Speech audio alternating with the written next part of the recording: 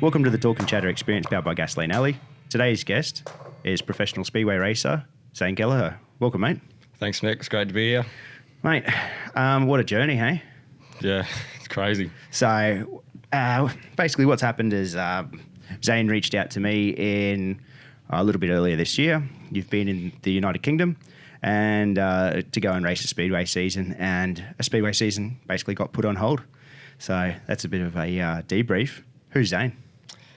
Good question.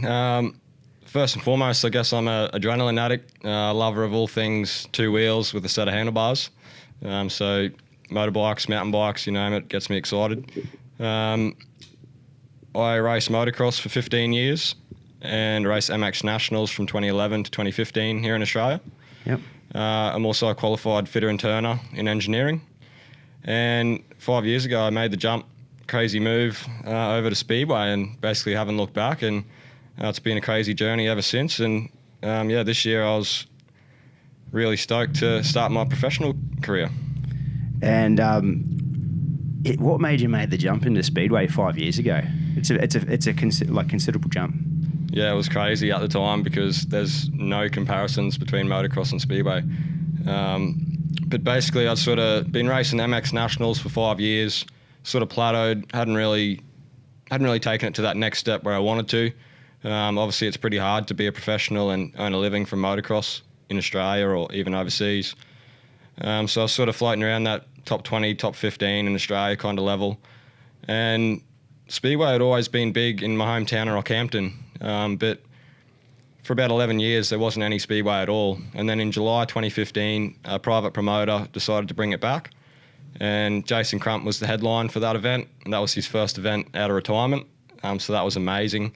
They got together a really strong lineup, and I was actually a starting marshal for that event on the infield. So just soaked it up, got the methanol in my veins, and 2 months later, I bought 2 bikes. And a couple of weeks after that, I had my first race, and the rest is history. Why did I remember that meeting in 2015? Why did it take so long for Rocky? Was there a reason, or what was it? Do you know? It's hard to say really, but I guess the main thing was the cars and the saloon car club had basically taken over, and It was hard to race on the same night because bikes and cars preferred different tracks. Yeah. So that was the main reason, and then I think within Australia, Speedway sort of died off around that same time as well. So there was less riders. Like less supporters, less sponsors. So it was a bit of a tough time for Speedway Australia-wide.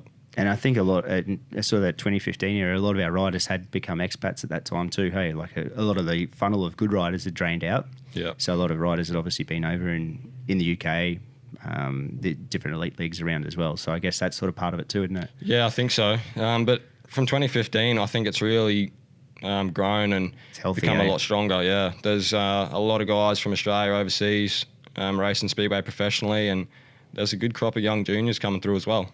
Yeah, definitely. And we do you know Keenan Rue? Yeah, I know Keenan. So the club that we've been racing the Harley Flat Trackers at is his dad runs it, Dwayne. Yep. And the support that you see that for one club, let alone all the others around the country, is huge. Yeah. And they're there 24/7 if they could be to put time in. So it's pretty cool to see. For sure. Dwayne's putting a big effort in with the juniors and the junior bikes, and definitely that's where the future champions are, and you've got to reinvest back into the juniors. And where do you see, like currently, like for me, I see Australians going really well around the world. Do you just see that continually improving because we're doing that? Yeah, I think so. We've obviously had a long history of successful riders. I think being in the UK this year and seeing the different lifestyles, I think I can understand and appreciate that a bit more now. We've got such a good upbringing here in Australia with wide open spaces, and you can ride your motorbike every afternoon, every weekend. So I think that's part of why we have such talented riders. It is hard though because we move 16,000 kilometres to the other side of the world, literally the opposite end. No family, no friends. Cold, rain. So it is hard, and full credit to anyone that has been successful from Australia. Total opposite to Australian lifestyle. Yeah, completely Everything. different. Yeah. Tell me about the visa process. What is it now? For a racer, is it top 4 in a state or top 3 in a state? Is that how it works now? So it's top 4 in a state title in Australia here. So my journey for that we'll go back to say 2018, and that's when I always worked hard, but 2018 was when I really knuckled down and made this a priority to make this a career. And I got Jason Crump on board, and we were coaching. He was coaching me every couple of weeks. So I'd fly him up. We'd spend the 3 days, Friday, Saturday, Sunday, working together and really going hard. And he taught me a lot, and really, really thankful for his input. So I had a really good 2018. There was a period there where my worst result was a second place. So I was going really well, and I qualified for my first visa at the 2018 Queensland Championships, and I got a third place there. So I was already on a roll, and I thought, righto, 2019, I'm going to get a contract. I got my visa, ready to go. That didn't quite happen for 2019, so I was left here in Australia, basically waiting for a ride in the UK. And I had another strong season, just kept building and plugging away. And I moved to Mildura in about October 2019 because there's a lot more racing going on down in Victoria, South Australia. Yep. So I moved down there for about 2 months to chase the racing. Again, had a pretty solid season down there. They brought over about 5 Brits to challenge us as well. So that was really good. And I ended up placing second in the Vic title and second in the South Australian title. So I've now got 3 visas up my sleeve, just waiting for a contract. Seriously? Yeah, so then it was a long negotiating and waiting game to get that contract for 2020. Yeah. So basically the process is you qualified, you've got your top 4 in your state, then the next step is getting a contract because it's so hard, and finding a space on a team can be difficult because those teams want to build their teams with the best riders possible. So there was a lot of negotiating back and forward with 2 particular clubs in the UK. And I was confident I was going to have something for 2020, but we didn't actually find out until late January that it was going to be said and done, and I'll be on my way with the Poole Pirates for 2020. And mate, what a club to sign with. Oh, like you've gone into the club. Yeah, could not ask for a better club. Yeah. How was it like? We'll go through it in detail too, because you've had quite a year. You didn't obviously get to race, but how was it just getting into Poole? Yeah, awesome. Obviously, every experience was new for me. I'd been to the UK previously for a holiday. Yep.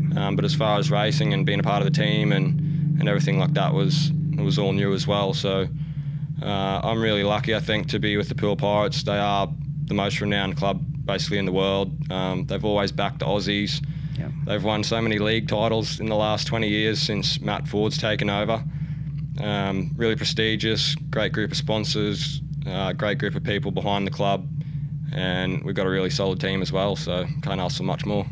Well, yeah, as soon as I heard and seen, I was like, wow, that's a landing. Yeah. As your first place, you really, whether it's luck or you obviously worked very hard for it, it's a pretty cool landing to get into, Poole Pirates. Yeah, for sure. And Poole and Bournemouth area in the Dorset area in the UK is one of the nicest areas in the UK and the warmest and the nice beaches, so Aussies always love that up. You've got to be there. Yeah. Where'd they put you up? What happens? Where'd you stay? Did you stay at someone's house from the team? Or? Yeah, so I elected for the team to outsource or basically put out expressions of interest for me to occupy a room at another family's house. Yeah. Because that's sort of the easiest thing to slide into because you've got enough on your plate moving from one side of the world to the other. So I was fortunate enough to land with a family about 20 minutes north of Poole in a small village, really quiet area. And that was good. I was set up there with my workshop and that had everything I needed. So that worked out pretty good.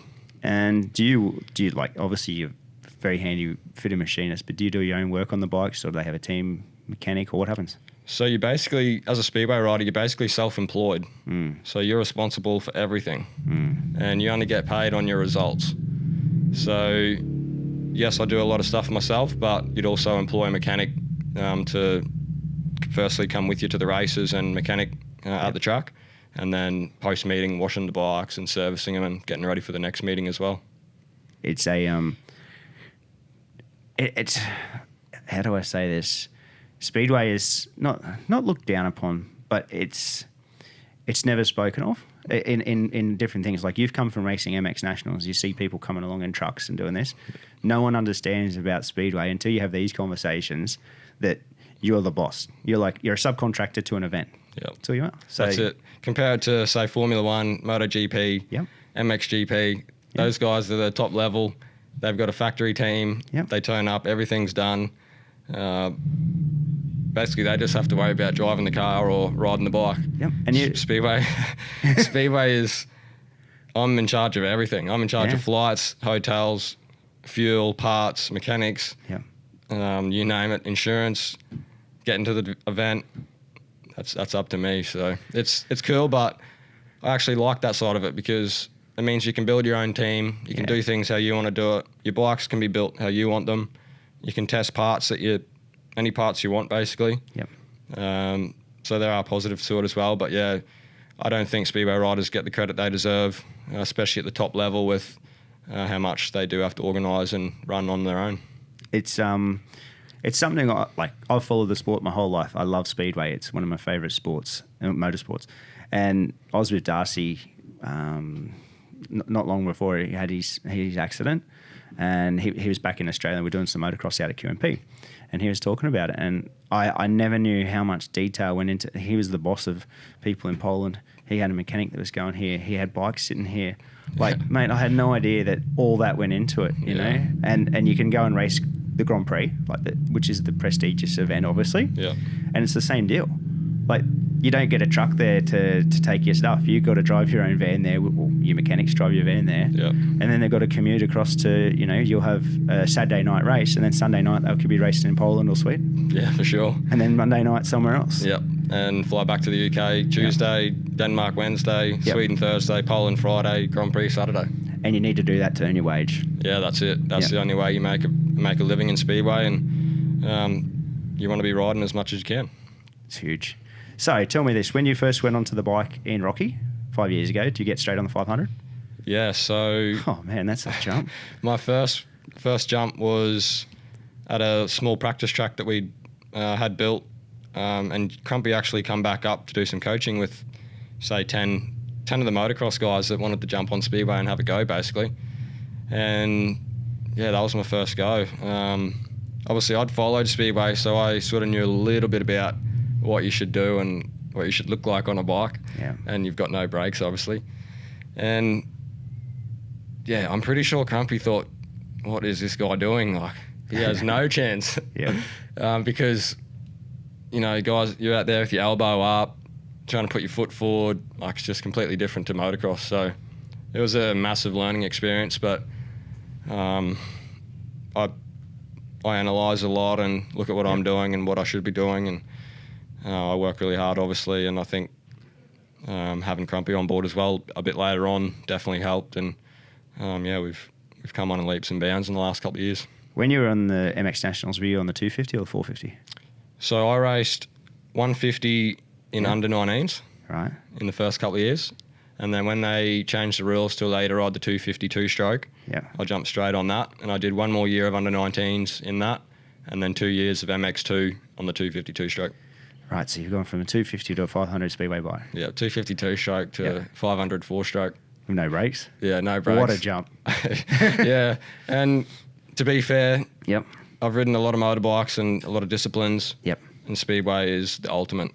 Can't beat it. Oh, the rush you get from that is amazing.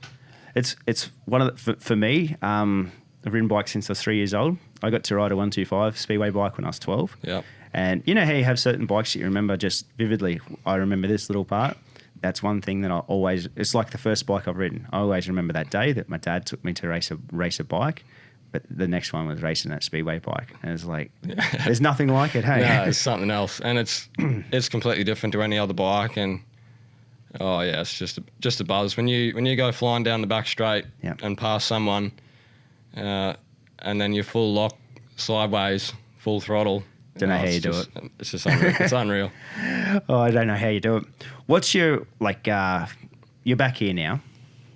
What do you got on for this season? We're about to come into a Speedway season. Are you going to ride here, or are you going to just, what are you planning? Can you take? Yeah, so first confirmed race is Queensland Titles, 14th of November at Bowen Showgrounds. Yeah, cool. So that's going to be cool. And the lineup for that is going to be impressive because all the boys are back home. No one's raced very much this year.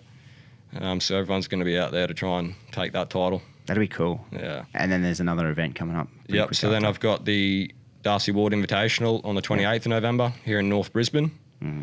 And then we'll see what happens after that. The Australian Championships has actually been postponed, basically due to the situation. There's a lot of guys overseas that can't get home, plus the border closures. Normally we race in 4 states across January, so they've pushed that back till later in the year, next year. So I'm sure there'll be other events that pop up in January, like big open events and stuff. So yeah, I'll be doing all those, and if the border's open, then I'll definitely travel back down south.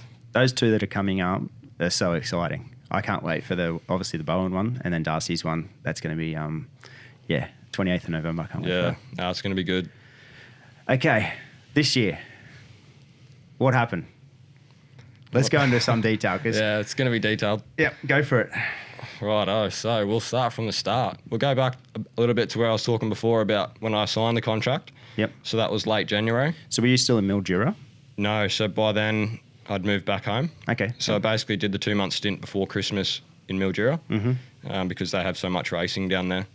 And then we have the Australian titles in January, which I will mention because that's a key point. So the Poole Pirates were going to keep an eye on me through the Aussies to see how I went. Yep. Basically, that was a bit of a negotiating thing, but I thought, yeah, I've got some good results. I'm on form. I'm probably going to have the best Australian championship that I've had. Carrying some good results and feeling good. So I was confident, and I was confident that'd work in my favour as far as negotiating. Round 1, Curry bushfire season. It was 49 degrees. Yeah. And we done 5 heats, and that event got abandoned. So 49 ambient. Yeah, on track. Oh no. So that got cancelled, and that event was written off, and we basically went to round 2 down at Albury. And Albury was due to be probably one of my best events. It's a bigger style track, a bit more like the Queensland style, and I was really feeling that I was going to put in a good result there. Unfortunately, in my first heat, I had Rowan Tungate, Chris Holder, and Ryan Douglas, who were all on form as well. And I had a bit of a coming together with Chris, first lap, 3rd corner. Got away from that, but unfortunately Ryan Douglas come behind me and cleaned me out, and I suffered a bad concussion. So that was round 2 all over. And as you know, with concussions, you can't really bounce back within 2 days for the next race. So that was my Australian Championships done and dusted. And I was a bit worried because I thought, well, there goes my contract for 2020 potentially, because I've just crashed out and not got the results that I probably should have. So it was a stressful couple of weeks, obviously a long drive home from Adelaide, and not knowing if I was going to be going to the UK. What do I do? Do I keep working? And then out of the blue at the end of January, Matt got back in touch with me from the Poole Pirates, and within 2 days we had a deal done, and she was on. So then it was a mad rush because I had to be in the UK at the start of March. So we had like 5 weeks to get visas, flights, insurance, freight, licenses, accommodation, you name it. We had to organise it. So that was a hectic couple of weeks, but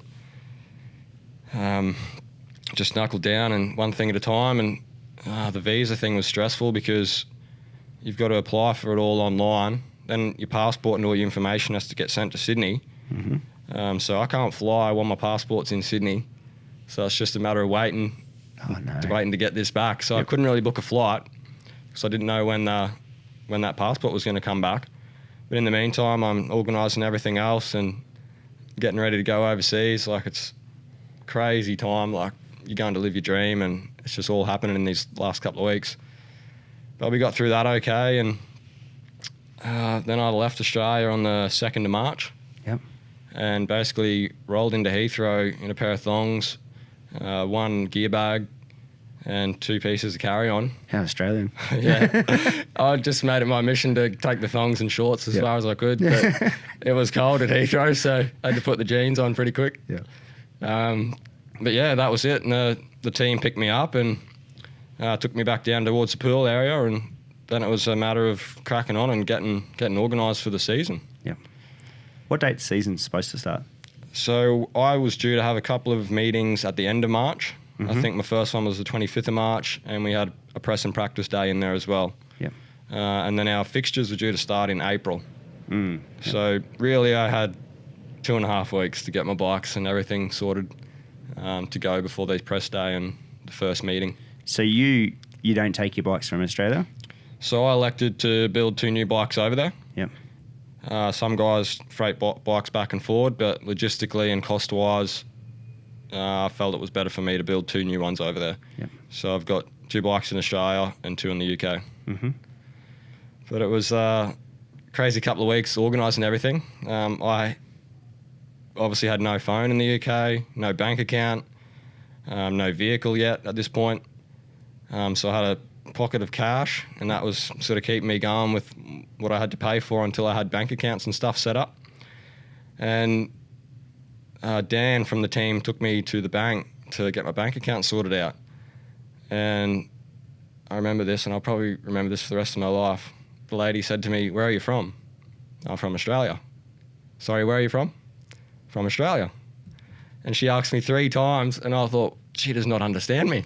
And that was my first experience with the UK, not understanding the Aussie slang, I suppose. You're in the mother country. Yeah. I'm speaking English. Yeah. You invented it. That's right. Wow. Yeah, so this is crazy. the start. This is the start at the bank. And Yep. it was a crazy journey, like getting bank accounts set up, getting a phone, Yep. having an address, all those sort of things. So Getting yourself a base. yeah, Start again. setting up, like moving to the other side of the world, 1 suitcase. I sent over 10 boxes of parts and like my equipment and stuff, like my safety gear and all that sort of stuff. But that was in another location, so I still had to get my vehicle, pick up all my parts, and then build some bikes and set the van up and get ready to go. So how'd you get a van? So the club have a deal with through Rent Truck. Right. Rent Truck's up near Manchester. So I had to journey 4 hours. Well, it would be a 4-hour drive, but it was actually a 6-hour train ride up to Manchester to pick up the van. Yep. And then I worked my way back down, picked up my tools from Tang Tools, then picked up all my parts from Gary Ball Racing, and spent a couple of nights there building bikes and getting everything sorted out.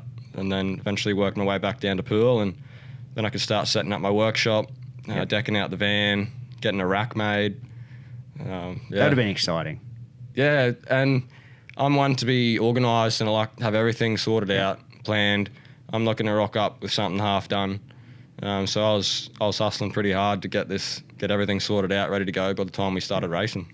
So how'd you go with your fitness at this point? Like, you must have been busting from being here to getting there. Did you how did you keep up?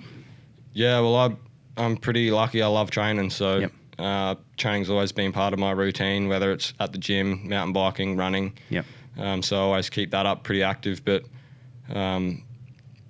it's hard to juggle when you've got to manage all these things and there's only a certain amount of hours in the day. It is hard to juggle your training and your food and everything. But I do remember my first training run in the UK. I just felt so stiff and I couldn't run. I could not do a push-up because it was so cold. And I thought, what is wrong with me? Like, I'm fit and healthy and I can do plenty of push-ups, but yeah, just that culture shock, temperature shock, and it hit me like a ton of bricks. Just a complete change. Yeah, I think so. That's huge. Yeah. So you get your van, you fit it out mid-March. Yep. At this point. Yep. So that was all within like the first week. We also done a retreat with the whole team to France. Wow. So that was all the riders. Yeah. So all the riders and all the promoter team. Yeah. And our team manager. Flew out to France and we did 3 days out there, team bonding and getting to know each other, because there was 3 Aussies, 3 Brits and a Danish guy. So who's in your team? Who was in the team for 2020? Yeah, so we had Danny King as our captain. Yep. I was number 2. Stevie Worrell from the UK. Adam Ellis from the UK. Stefan Nelson. And the other Aussies, Josh McDonald and Ben Cook. Mm-hmm. So the 3 Aussies obviously knew each other, and the Brits knew each other, but we'd not come together and met everyone together. Yep. So yeah, that was a cool experience. We done a lot of things like playing golf and shooting and a lot of things like that to bond. And yeah, we were feeling really good. Like we have a solid team with a lot of potential and a great bunch of guys. Because this is coming from Australia. This would have been the first introduction to you to being part of a team sport. Yeah, definitely. In motorcycle racing. Yep. So in Australia, it's all individual racing, whereas in the UK, Denmark, Sweden, and Poland, it's predominantly team racing. So you have 7 guys on a team, and it's basically like a football league where you verse the other teams home and away. So you travel up and down the country, and verse those guys in a league format throughout the year until you get to the playoffs. What a cool experience going to France to do that.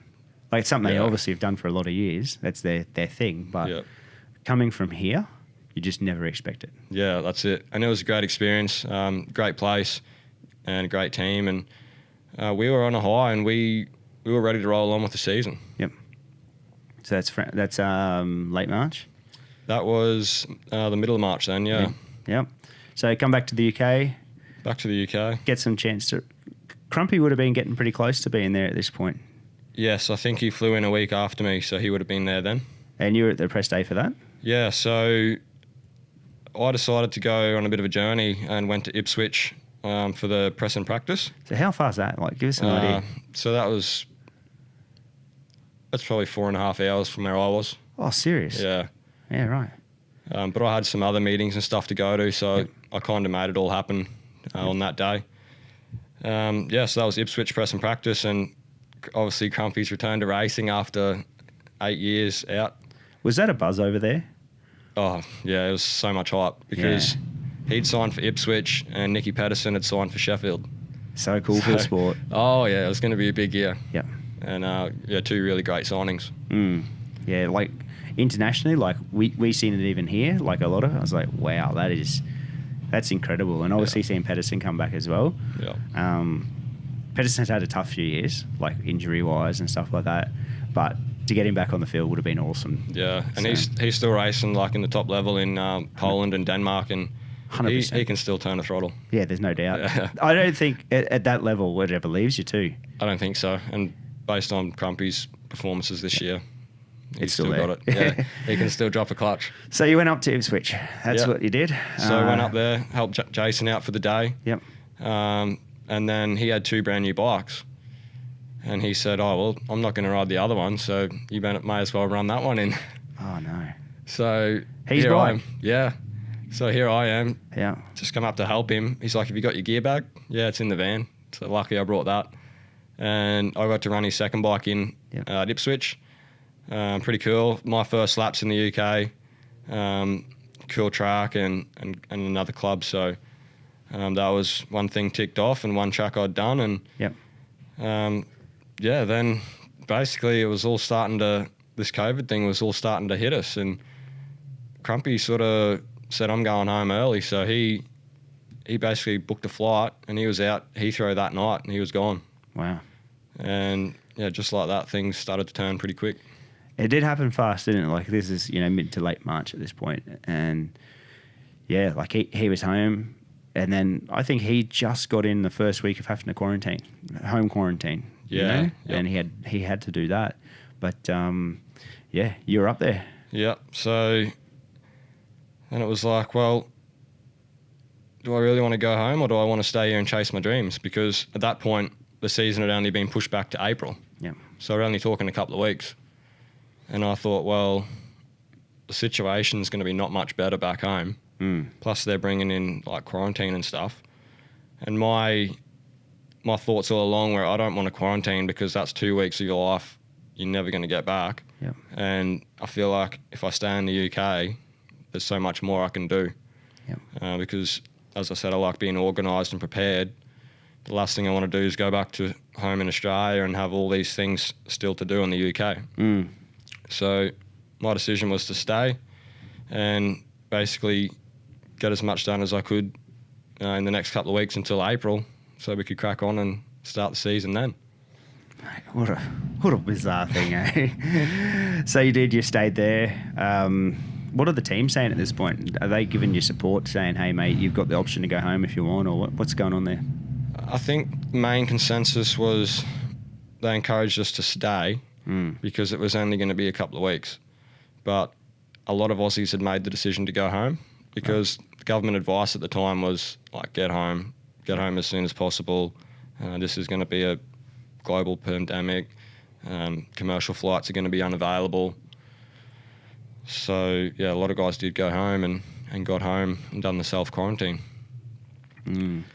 How'd the UK turn at that point? Yeah, did you see it change from being there 4 weeks before? Yep. Did you see it gradually change? It sort of changed pretty quick. Really? Yeah. So, in my opinion, I think they should have acted a little bit sooner. Yep. Because, for example, when I come over in March, there was no restrictions, no checks, nothing. So, and by the time I'd come back from France and back, there was still nothing. So you've got thousands and probably hundreds of thousands of people in and out of the UK before they even acted. And basically, soon after that, they announced that it was going to be a full lockdown. So that means you can stay in your house all day. You can't go out. You can only go out for food or like an hour exercise a day. And that was a massive shock. Yeah. So by that time, I've got a friend that works for Hagen Shocks in the UK. Yep.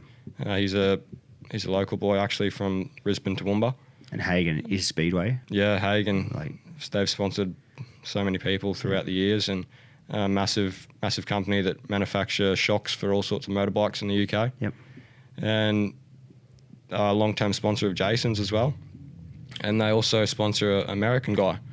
And their American rider had flown back to the USA. So there was an option there for me to stay with them during lockdown. And that was really good because I then had their workshop to be able to finish my bikes, tinker and do a few things because they're an engineering shop and I'm a machinist. So I'm down the back making things on the lathe and making these bikes lighter and faster and whatever I can do.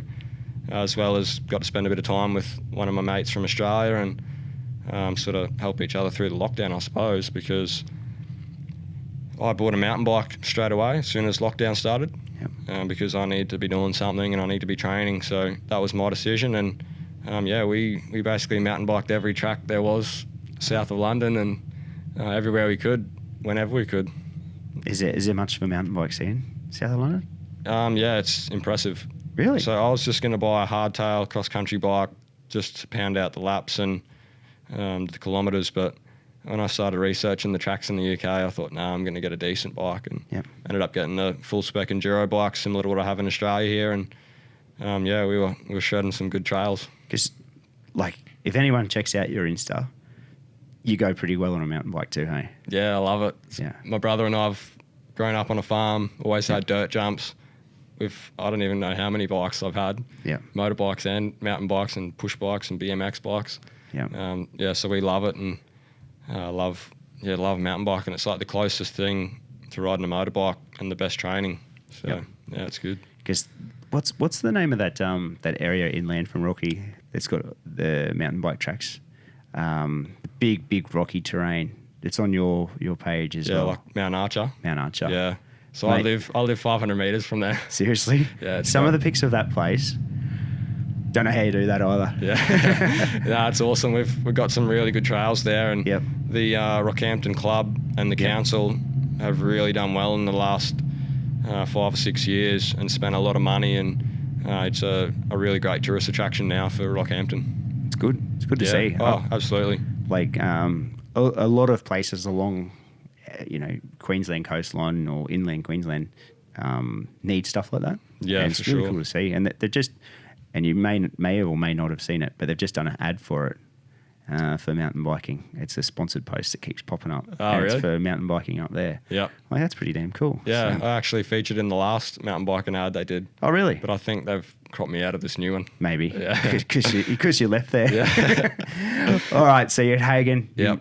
Working on stuff. Yep. So tweaking the bikes and getting them all sorted out. Finished the van as well. I had no reason to come back to Australia. I was ticking off everything I had to do in the UK and just getting prepared to go racing in April. And nothing happened. No, so we got to April and the situation was not getting any better. So then Was it getting worse in the UK? Like yeah, so their cases and deaths were rising. around you though, you could see. No. So initially, Yeah. and for a long time, I did not know of any cases, anyone with it, anyone that had died or anything. Wow. So there's all these deaths and cases and stuff, but you never knew of anyone that had actually affected. Yep. So that was a bit bizarre. But later on down the track, yeah, you started to know people that had it or Yep. got a positive test or whatever. Yep. In your time there, did you get a positive test? No. So I've had 4 tests now, 2 in the UK and 2 since I've been back in Australia. Yeah. And yeah, luckily I've been negative. Yeah, right. Especially like knowing people along the way that may or may not have and had it. So, Yeah.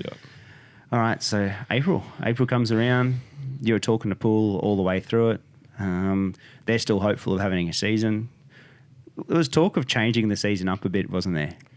Yeah, so depending on when they could start, Yep. it would probably be a reduced season. So instead of like 2 away fixtures, it Yep. might be 1. So a reduced season basically. But it was positive. Like the talk was that it was going to happen. There'd be practice that we could do. Yep. And it was all looking pretty good. And by that time, it had sort of been pushed back to June. Yep. And we thought, yep, come June, we'll be on and away, and away we good go. to go. Yeah. So at this point, you actually still hadn't ridden your bikes yet, had you? No. At all? So I'd ridden Jason's bike at Ipswich, Yep. and that was it. So you haven't been on a speedway bike since the February. So I'd done a couple of practices in Yep. Australia before I left. That's it. So yeah, long time. Long time. And okay, so season gets pushed back. What are you doing in this period? Still at Hagen? Yeah, so I was still living with them, Yep. Which was really good because they basically become my family and, Yep. and looked after me, and that was a great place to stay. And I'd hate to think what life would have been like if I didn't have that great support throughout lockdown. I think it would have been crazy because I'm not sure what lockdown was like in Australia, but lockdown in the UK was serious. Yep. So yeah, that was an interesting experience. Who was their American rider that was staying there? It's Brock Nickel. Okay. Yep. So the Hagens had a facility in America a few years back, Right. and they become good friends with Brock. And Yep. then when Brock come to the UK to race, they've basically supported him. There's some you hear from a lot of riders, is the relationships that you build on. It's like your billet, your family that take you in, and that without that, it makes it so much harder to go. Is that the same as you? Like maybe not families over there, but Hagen, for instance, like it must have been a lot harder to not have those people around if you were just completely by yourself. Yeah. Yeah, I think so. And being within a speedway type family, a motorcycling business. Yep. You're living and breathing it every day. So Yep. yeah, it was definitely good and definitely helped. Were they still trading? Were they still running an operational shop? Or? Yeah, so they had, I think they might have had a few days off because the government advice at the time was a bit blurry. So Yeah. they sort of took a little bit of time off to sort of work out what was happening. But they ended up trading again, and they were busy as so. They were one of the key businesses, I suppose, because they do supply shock absorbers and stuff for the medical industry and things like that. Oh, really? Yeah, so that was sort of their valid reason to remain trading. Yep. They're critical business. Yeah. So what happens now? You still just mountain biking? Yeah, training That's and you. trying to stay sane the best I can. Yep. But then we sort of got to June and things were looking pretty good. Yep. We actually had a few practices then. Yep. And the Poole team had put out a date that we were going to have a behind closed doors team practice session. Yep. It wasn't at our home track because there's a few problems with the way our home tracks run with regards to staff, and those staff are on furlough. Mm-hmm. So we had a behind closed doors practice session at Leicester, which were basically holding practices. You could private hire the facility. Yep. So that was really cool. We got our race suits and met up with the team again and got some laps on the bikes, run them in. How's your bike out of the box? Yeah, good. So basically I'd sent over 2 engines from Australia. Oh, did you? So I was already familiar with my engines. And I've basically built the same bikes over there. So Yep. obviously they're fresh, brand new clutches and stuff like that. So they were really good, and all the parts are the same. So literally exactly the same as what I've got here. Yeah, cool.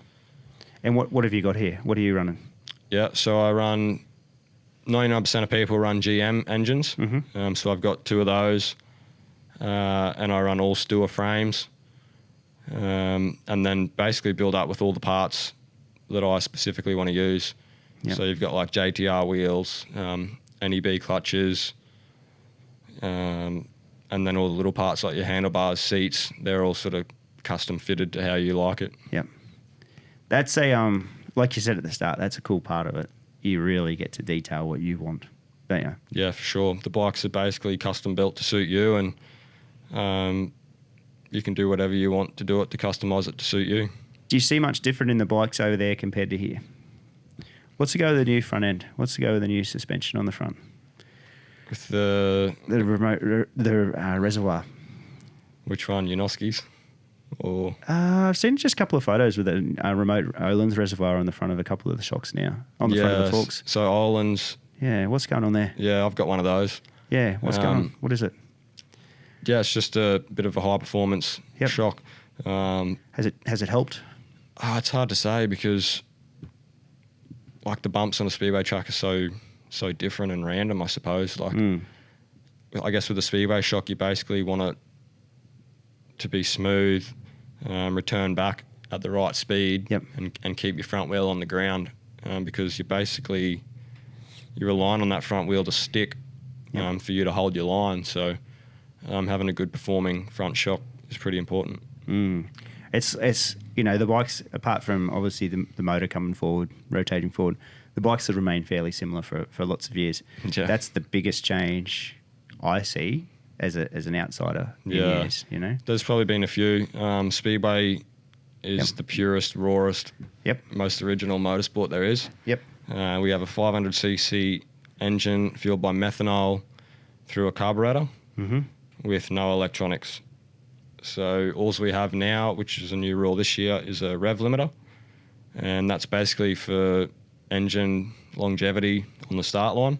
Yeah, cool. That's set to 12,500 RPM because there are particular riders like Crumpy who like to rev it to 14,000 on the start line. And that's not very good for your engine. So is that more for a cost management? Yeah, that's one of the things they've tried to bring in to save the engines and reduce the cost. Cool. But yeah, that's all a speedway bike is. It's basically a 27 kilo engine with 70 horsepower bolted into a BMX frame. Unreal. No brakes. Yeah, no brakes. Yeah. So we have a gear ratio that we can change with our sprockets, a primary drive to our clutch, and then a rear chain to the back wheel. And she's full revs at the start line, drop the clutch, and you're on full throttle, 4 laps, 4 riders. And what do you got? Your biggest adjustment, I guess, your ignition timing? Yeah, so you've got your ignition timing, your cam timing, your carburation, and then you've got your gearing, your tyre pressures, your clutch setup. That's your main ones. It's so raw. Yeah, and the part I like about it is so much comes back to the rider. Yep. And there's a lot of strategy. And you've got to be reading the track, reading your competitors, and sort of trying to outsmart them, I guess.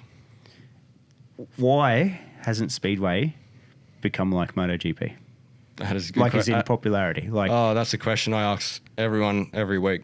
Yep. It's one of the only sports that I like that you can sit on the edge of your seat, not know who's going to win. It's all over in 60 seconds. You can sit up in the grandstand in any seat in the stadium and see the whole sport. It's done in 3 hours. Yep, done. Sounds good, smells good. Yep. It ticks every box. Yeah. It honestly should be the biggest sport in the world. Like we went to New Zealand for the Grand Prix when it comes to New Zealand at Western Springs. Went there a couple of times. Incredible. Did Etihad when it was called Etihad down in Melbourne when it came here.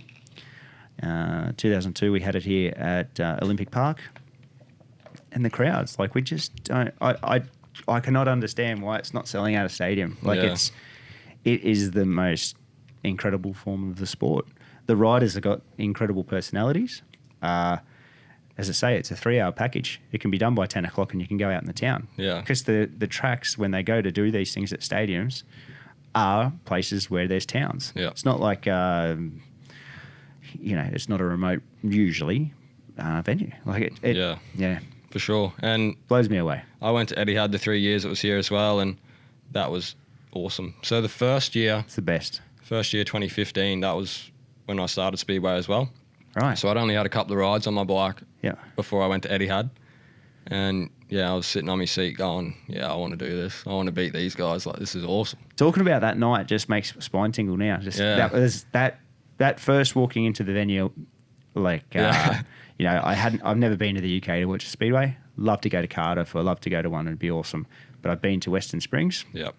That was good. But then going to Etihad and hearing it and seeing it, that's cool. Eh? Yeah. And just walking outside Etihad and hearing the bikes, like, Yeah. oh, it's just crazy. It was. Yeah. Yeah. I don't know why it didn't go better. The first year I think they had 27,000. The second year it was 18,000. Yeah. And I think it held in the 20s over the couple of years, but Yeah. I did hear that the stadium themselves didn't do much with the marketing of the event, which is a shame because, Melbourne's a great place, and I'm sure it's a sports city. people would have. I believe people would have loved it. I agree. Yeah. Yeah, that night that Jason Doyle went over the fence, that was the first year, I'm pretty sure. Yep. So that was one of his first years in the Grand Prix, and Yeah. he'd started to find some form that year as well. He was fast. Yeah. Yeah, he was really And fast. Hancock dominated that. He won 7 out of 7 that year. He did. Yeah. Yeah. That was, incredible. Awesome year. And that was sort of like a turning point for the sport too. You started to see, obviously, Ty was really coming into his time then. Yep. Good timing. So, Yeah. And the following year, Chris won the round, Chris Holder. Yeah, that's right. And then the next year, Doyley won the round and the World Championship. And the roof nearly blew off that place. Yeah, that was cool. That was awesome. And that was it. That was the last one. Yeah, that was the last one. So Doyley, the last Australian champion to be crowned here in Australia. That was, and it's one of those things where it was just one of those moments that you just see a lot of hard work just culminate in that one night. Like Jason Doyle, in those previous 2-3 years probably, he was fast, like incredibly fast and awesome to watch. Everything was on the line, but he had some huge stacks too. Yeah. He basically had the championship wrapped up the year before until he got into a tangle in Torren and ended up in hospital with pretty bad injuries. I think some lung damage, broken elbow, I think, perhaps. But yeah, he was on form and definitely improving over those couple of years. Yeah. So that one night, it all come down to that. It was pretty cool. And I think he rode that with a broken foot. Yes. Pretty sure he was I think he did half the season with a broken foot. Because at Cardiff, he threw the crutches. That's right.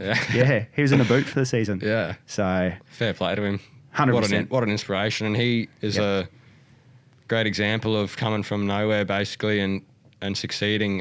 When he first went to the UK, I think it's fair to say he wasn't world class. Yep. But through hard work and determination, he's turned himself around and become one of the best in the world. Yep. And you won't find a harder worker. No, he's a pig dog. Yep. Just gritty, Yep. So, it's same deal. Like, he's a world champion. Yeah. It's huge, mate. Awesome. Anyone's the world champion. It's pretty cool. Yeah. Okay, June, you've ridden your bikes. Yep. Let's go back on track.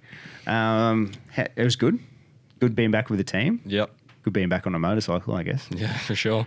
I actually started to realise while we were over there, and it's good to actually get back on the bike again. Start to feel your dream come back. Yeah. Yeah. By that time, we thought, it's going to happen. Like, we're going to be starting end of June, start of July. Yeah. And it was all looking pretty positive. Like, mate, we're sitting here. It's 20th of October. Yeah. This is crazy. Like, to talk what you've been through. Oh, yeah. Okay, then where do you go? Do you go back to Hagen? Are you living in Hagen at this point? So by that point, because the season was looking like it was going to happen, I decided to relocate back down to Poole. Because that was where my base was, and yeah, we were going to be racing there every Wednesday night. So I moved back down to Poole, and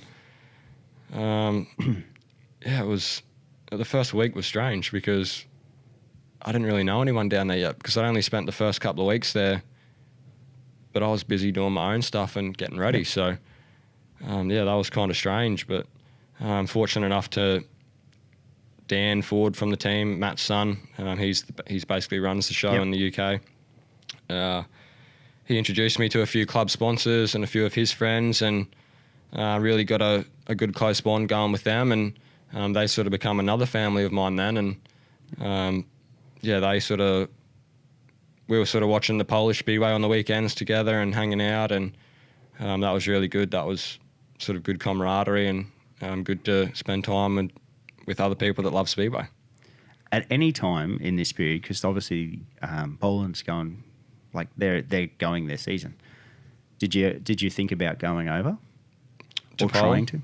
Trying anything? So my focus was the UK first because I have a contract there, and I couldn't really go home until the season was going ahead or cancelled in the UK. So my decision was I'm going to stay until a decision is made. Because knowing my luck, I would have flew home, and the next week the UK Speedway would have started. What are your family saying? They were supportive. Yeah, just I think the decisions I made at the time were fair based on the circumstances. So yeah, every decision I made, I'd stand behind it. But yeah, I sort of talked it through with them, and I said, look, this is what's happening. This is what's probably going to happen. So I'm going to stay and hopefully see what happens. All right. It's a big, yeah, such a weird year. But then basically on what date was it now? I think it was the 22nd of July. So we'd done a few practices. Things were looking okay. And then it sort of went a bit quiet. And the government announcements... This is July. Yeah, so the government announcements were looking good. So the government put out a plan and said, this is our roadmap to getting back to normal. And this is what sports can resume, and how many people can go to a stadium or indoors or whatever. And that looked positive for Speedway. So again, we think, she's going to happen. And then on the 22nd of July, I will never forget this, the British Speedway put out an announcement that 2020 season is completely cancelled, done. And I just felt my heart sink because I'd worked so hard for it in the years leading up to it to get over there. I'd basically put in like 4 months' work over there to get ready and go for it. And it was looking positive, and we thought it was going to happen, and then all of a sudden, she's cancelled, nothing. And yeah, that was a heartbreaking day, and there was a lot of people that felt that same way because obviously the promoters want to run too because it's their investment. They want to run, and there's guys from all around the world in the UK to race. They all want to race. So then it was just a matter of gathering your thoughts for a couple of days and working out what the next step's going to be. Why, and you mightn't even know, why couldn't Speedway run? Like British Superbikes ran, EPL ran, without all these things, obviously no crowds and stuff a lot. Why couldn't it run? Was there a hard reason? Yeah, so... And don't get yourself into trouble because you've got to race there again. Why? So Speedway in the UK relies on crowds. Okay, crowdfunding. Yep. Fair enough. So our TV contract these days isn't good enough for big time sponsorship to run behind closed doors. Fair enough. And that's the short reason of it. There was probably going to be restrictions on spectators at the stadiums. So it was not going to happen with reduced capacity. So there's not enough money in the sport to have a zero capacity crowd. Yeah, basically. And when you compare that to Poland kicked off in July as well. They were fully behind closed doors at the start. But that's because they've got big TV contracts and they could afford to do it without the crowd. Makes sense. Yeah, that's fair. Like it's a business. In the end of the day, it's a business. It's a shame that it comes to that. But it does make, I guess, financial sense. So Wow. What a kick in the guts. Yeah, huge. And yeah, it took me a little while to work out what I was going to do after that because you've sort of given up so much. Yeah, you've given I've up sacrificed my life in Australia, given up so much Yep. to go over there, and then to have that taken away from you just like that was pretty heartbreaking. Yeah, it is. Like, there's nothing. Yeah, it's just our season. Our whole thing. It's all gone. 2020. Yeah, it's 2028. Yeah. And there's no flights home. Mid-July. Yeah. I'm just trying to think of. Yeah, so that was There's nothing as well. You're stuck there. that was a tough time because by that time Australia had finished their rescue flights. Yeah, all the expat flights are out. Yep. Repat, sorry. So there's not many options left. Mm. And they'd already made the announcement that if you didn't have your flight booked by a certain date, then you'd have to pay for your quarantine. That's right. So, and I didn't have a return flight booked because depending on how well your team goes throughout the year and then in the playoffs, depends on how soon you come home. So how long does the season go? Sorry to interrupt you. So it starts in March. Yep. How long does it run to? So your fixtures would normally run to like August, early September. Yeah. And then the playoffs start. And depending how well you go in the playoffs, you might be there till the 31st of October. Mm-hmm. And then journey back to Australia for the summer. So you really don't know, do you? Nah, it could be the start of September. It could be the end of October. Yep. All right. So you started looking for flights, I'm guessing. Yeah, but there wasn't much available, and the ones that were quite expensive. What sort of price? £10,000, 10,000 Australian or £5,000. From the UK to here. Yep. And then you got to pay quarantine. Yep. So another 3,000 Australian. Wow. It's preposterous. Oh, it blows your mind. And Yeah. up until that point, I was content to stay in the UK. So my mind was purely focused on racing and staying there for the season. On the 23rd of July, the day after, I was like, all right, maybe it's time to go home. And your mind flicks, and when you decide you want to go home, you want to go home. Yep. But when the flights are that expensive and you literally can't afford it, you're stuck there. The mind's a brutal thing, eh? Oh, crazy. And just that one moment of finding out the season's going to end, and then you decide you want to go home, and then you feel sick, and there's nothing you can do about it. So you wouldn't have earned a cent in your year either. No. Because you haven't turned a wheel. That's right. So Speedway, we only get paid on our race results. Yeah. So your contract that you get isn't a contract that's paid on, just come here, mate, we'll get you something. Yep. No, you got to go turn a wheel. That's it. So I'm fortunate enough. I'm quite a professional rider with a great bunch of sponsors behind me. Yeah. And a lot of sponsors in Australia that have backed me long term. So they really helped me survive this year. Yep. And I've also gained a lot of respect from people in the UK and got a few local sponsors from Poole on board now, which also helped me this year. So How old are you? 27. You handle yourself in such a professional manner. Like the whole time we've been talking and that before this as well, like that obviously goes a long way, hey? Yeah, I think so. I'm not sure really where that comes from, but I do remember when I was young, when I wanted to be a professional motorbike rider, Yep. I wanted to be a professional on and off the track. And I guess I've just carried that all the way through. I think also when I stepped away from when dad supports you, so your dad supports you growing up through racing, when I stepped away from that and started doing things on my own at about 19, paying for my own bikes, my own travel, my own parts, all that, I think I matured a lot then and realised that I have a lot to offer sponsors, and that's when I really took things a lot more serious and started becoming a professional athlete, I guess. Yeah, it's a complete different thing to develop, isn't it? Yeah, and I was fortunate. Like I'd done motorcycling Queensland training camps. I went to the AIS, so we'd had lectures on all this sort of professional stuff and social media and all that. What year at the AIS? 2011, I was AIS. Okay. Yep. Yeah, so in the early days. Yeah, for sure. It's funny. I think most of the people that have been here have had the AIS motorcycle. it's been such a thing for motorcycling in Australia. It's helped so many riders develop. Yeah, for sure. Like you look at any of the successful guys in the current sort of era. Yep. They've all come through the AIS stuff and the MQ training camps as well. Pretty cool. Yeah. It's they've stopped doing the AIS ones, I believe, but the MQ ones are still running, and I could just about say anyone that I've had in here that's sort of your generation as such have done that course. Yeah, and to be honest, I think that was a key point in my learning experience and developing as a rider and athlete as well, because they provided us with so much valuable information.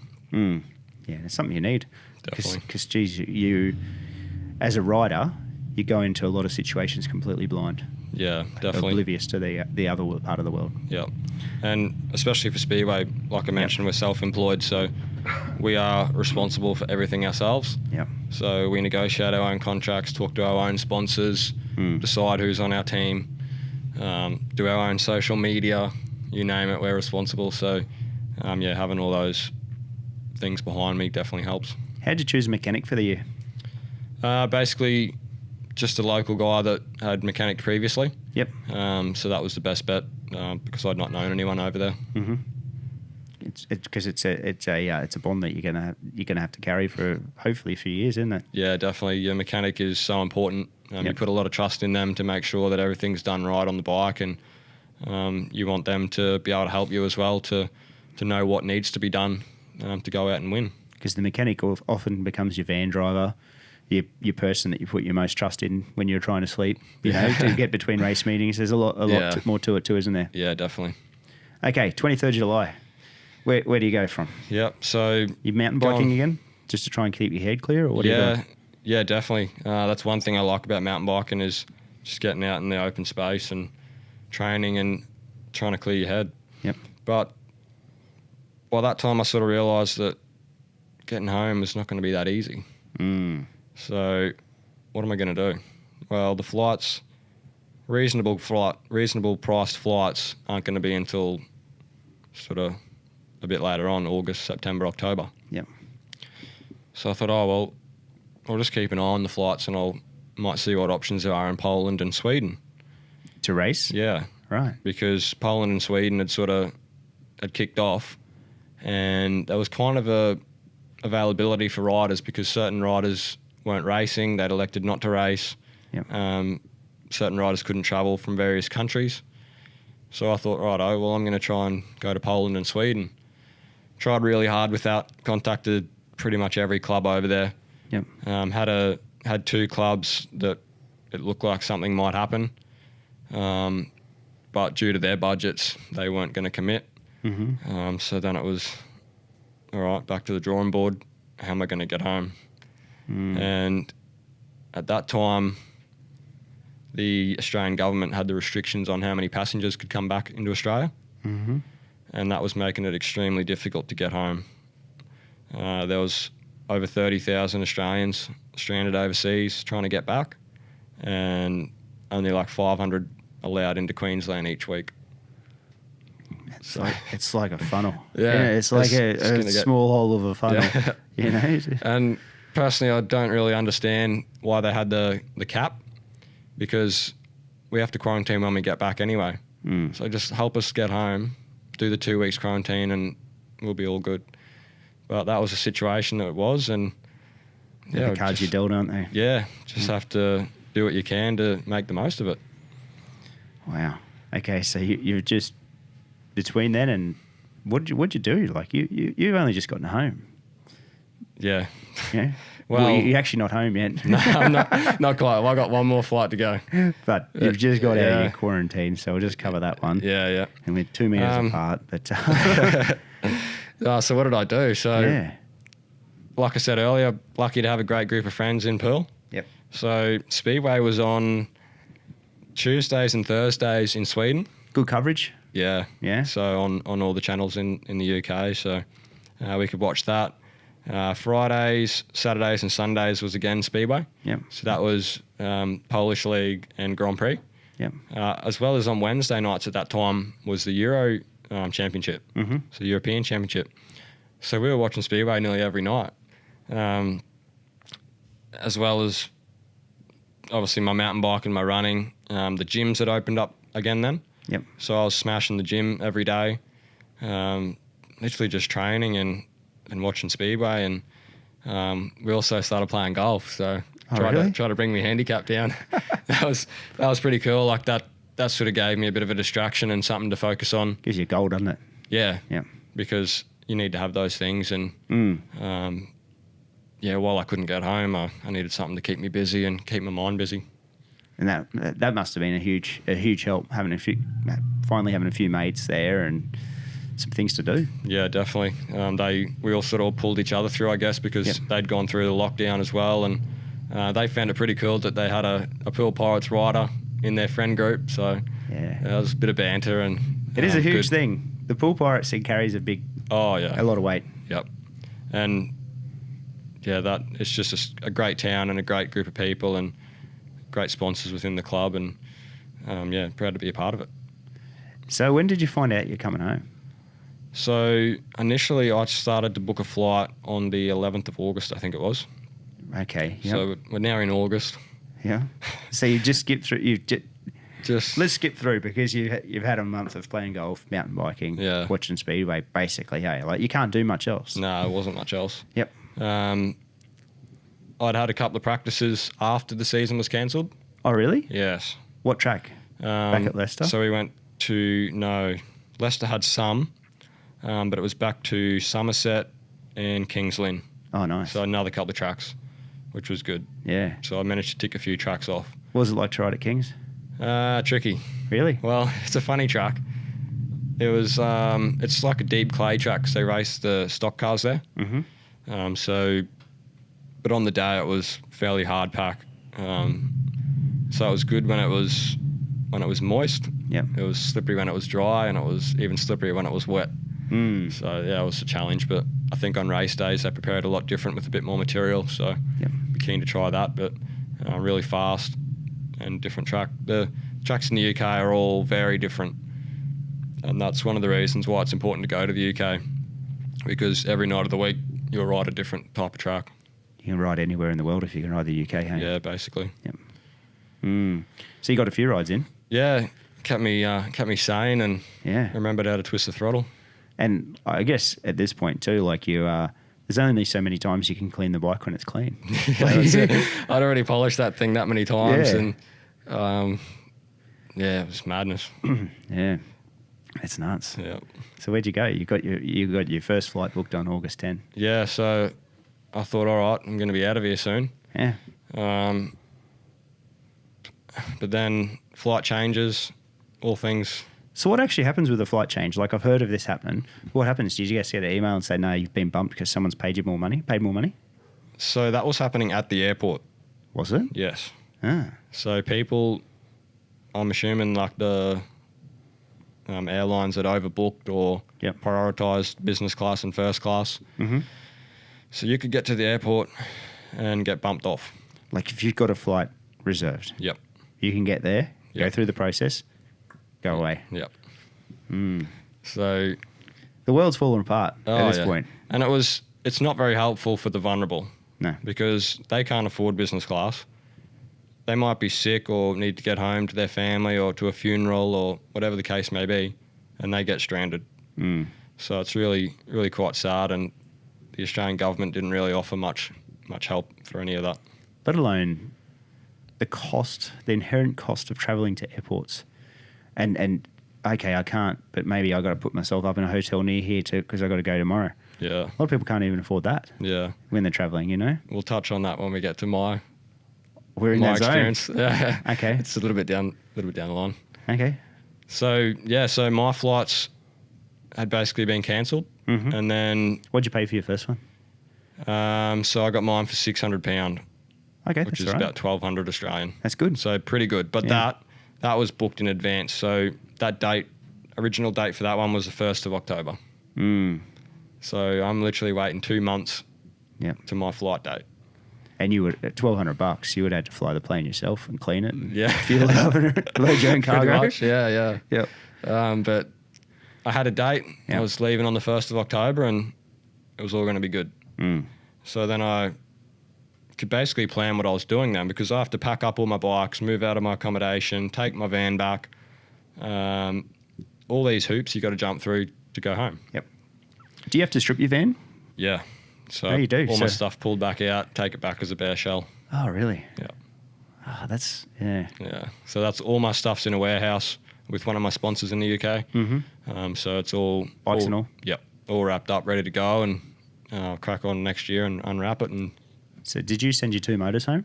yes, so they're back in Australia now. They're already here? Yep. Oh, that's good. Yep. So So- you're ready to go for when you Yeah, do ride? drop those in and hopefully get back on the practice track soon. Yeah, cool.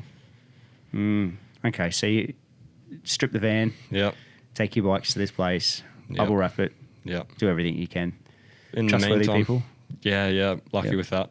But in the meantime, my flight had been cancelled a couple of times. Even this October one? Yep.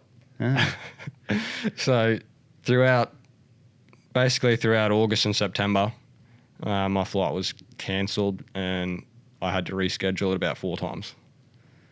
nice. And every time you get the email, your flight has been cancelled.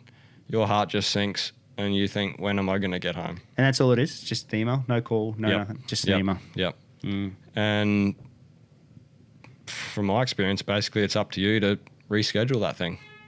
So I'd be on the phone straight away. Yep. Hey, look, I just got this email. When can you get me home? And that happened like 4 times. And eventually, I guess luckily for me, it only got pushed back a few days.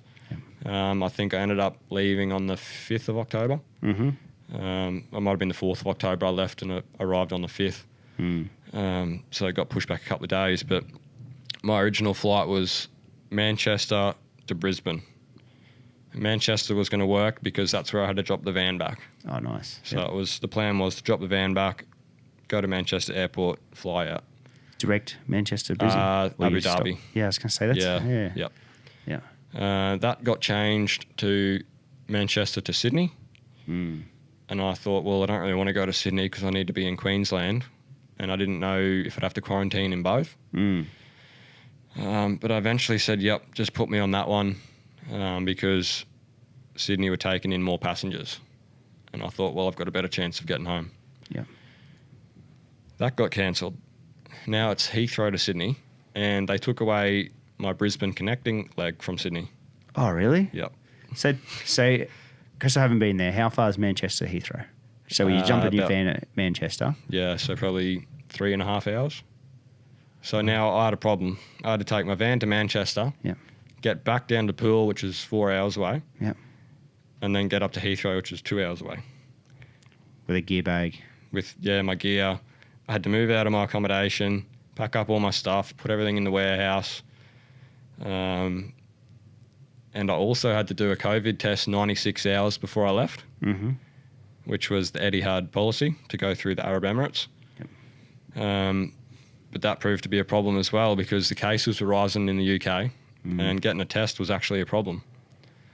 So, because they don't have the actual tests. yeah. Mm. And I had to book a private test because I had to have a test certificate with the test date, test results, and test results date. And that proved to be a mission and a pretty costly thing too. So I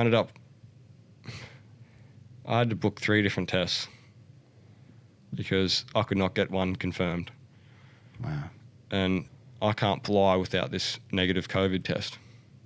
So you've got all these things to juggle within a couple of days of flying, and you have to get your results back. And some companies weren't getting their results back for 72 hours. Right. So that literally leaves you the day before Yep. you have to fly to find out if you're negative, positive, if you can fly or not. So I'm a bit of a critic on this. What happens if you get it in between that 96 hours though? I don't know, mate. Like it just makes no sense. Yeah, it's crazy. Yeah. Anyway, that's Just that's yeah, it's a rule. madness. Yeah, but yeah, So it was stressful because you don't know. Firstly, you don't know if you're going to get a test. You don't know if you're going to get your results back in time. You've got to juggle all these other things, and you just want to get home. What happens if you fail that test? you'll have to pay your flight too, because that's no longer their fault that you've... Yeah, so all the airlines had a policy where they would... reschedule you? Yeah, so if it was COVID related, they reschedule it. Okay, yep. So that was a bit of peace of mind.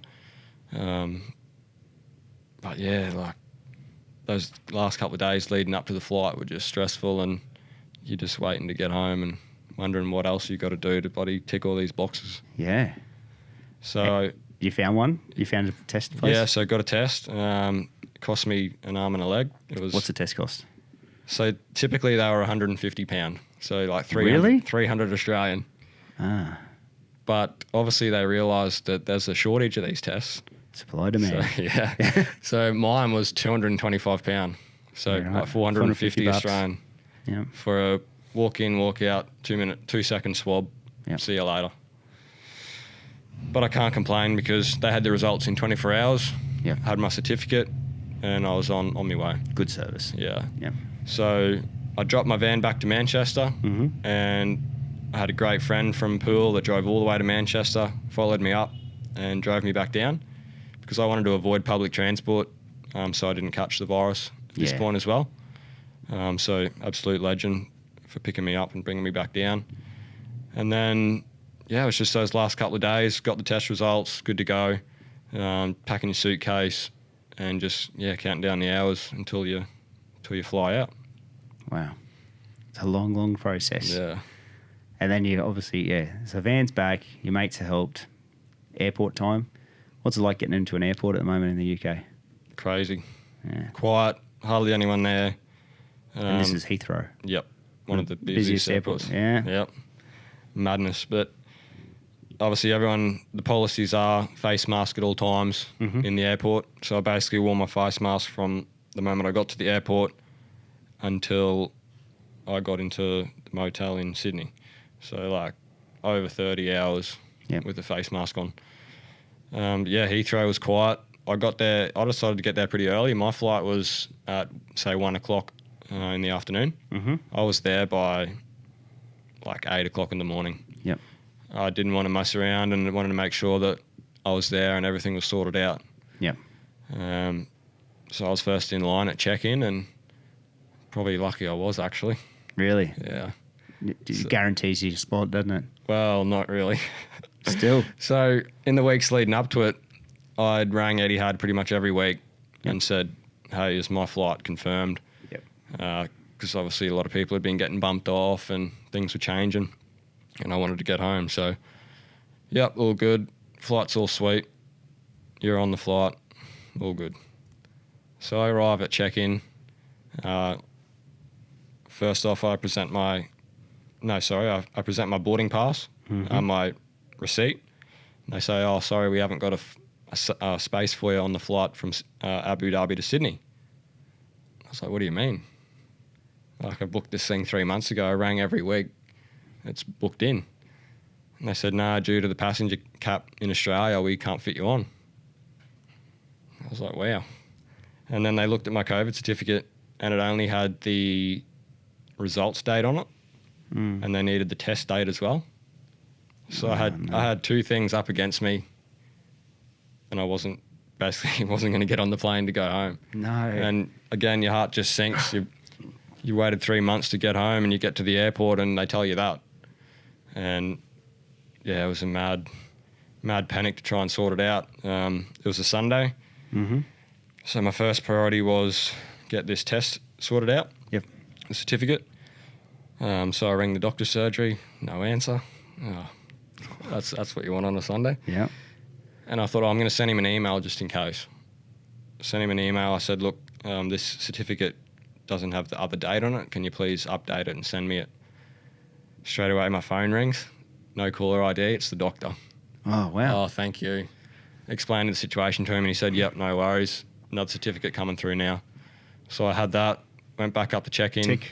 Yeah, got that box ticked, went back up to check-in. And I said, I've got this updated certificate now. Have you got a seat for me? Oh, no, sorry, you're just going to have to wait here and see if anyone doesn't show up or if anyone doesn't have a certificate. So I was put to the side. So is your stuff checked in? No. You just got to sit there and wait? Yep. with all your luggage. Okay, yeah. Yeah. And then another girl ends up standing behind me, and I figure out that she's in the exact same situation. And then there's another family of 4. And then there's another couple. And all these people are basically Australians trying to get home that have turned up, and they said, sorry, we don't have a spot for you. And they've all paid the same ticket. They've got a receipt. It's all good. But obviously the airlines have oversold or bumping people off. And it's crazy. Like, we've all moved out of our accommodation, handed the keys back, packed up our lives, and we just want to go home. And you get to the airport on the day you're meant to fly out, and they tell you can't fly. So what do you think's happening? You think that the airline knows that there's a cap? This is what I think. The airline knows that there's a cap of people coming into Australia. So does the airline sell more tickets just to guarantee that they're going to have that amount of people? Is that what you think? I think it has to be that. And on the odd chance that someone doesn't have a certificate or goes positive. Yep. That's all I can put it down to. Because and we'll get to when you're on the plane, but they're running such minimal people on the plane, they need to guarantee, they'll oversell to guarantee that they're going to have a certain number on just to be able to make any money on the flight. Yeah. I'm guessing that's got to do with it too. I guess that's got to be it, because there was more and more people getting lined up behind us, in tears, basically. So you see families having this at the airport, and then it's you. What goes on? Yeah, so I'm feeling pretty bad, and obviously anxious, just waiting.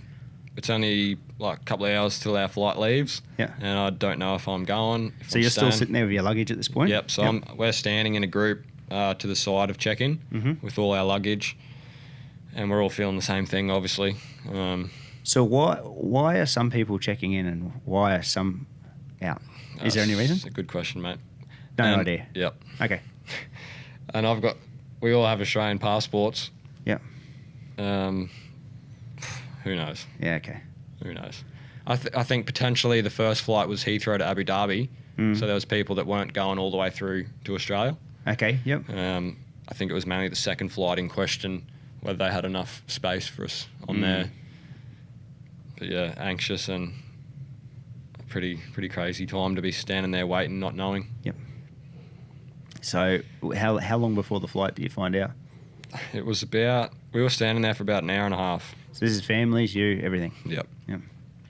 And we sort of figured it out because they'd turned a few more people away. Yep. And me and this other girl behind me were the first 2. And we heard them say 2. And we thought, 2, that might be us. And they eventually come over to us and said, yep, we've got 2 seats for you and this girl. Wow. And it's just a huge sigh of relief to know that finally I'm going home on the ticket that I booked. And you've had months of thinking of it. Yep. That must be a cool feeling. Oh yeah, huge relief. I remember I got my bags checked in, went straight over to a quiet area and rang mum and dad. Yeah. And just said, you're not going to believe what I've just been through. You just about run up the plane. Oh yeah. But finally I'm coming home. Yeah. Wow.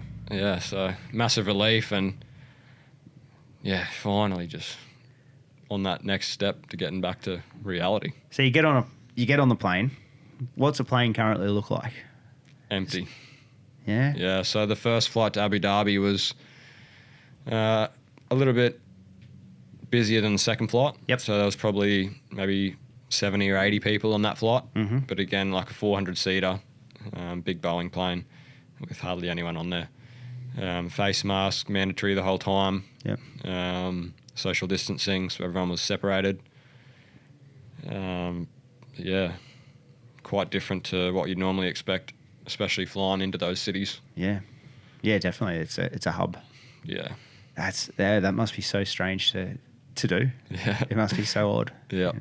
And then we arrive at Abu Dhabi at about midnight. Yeah.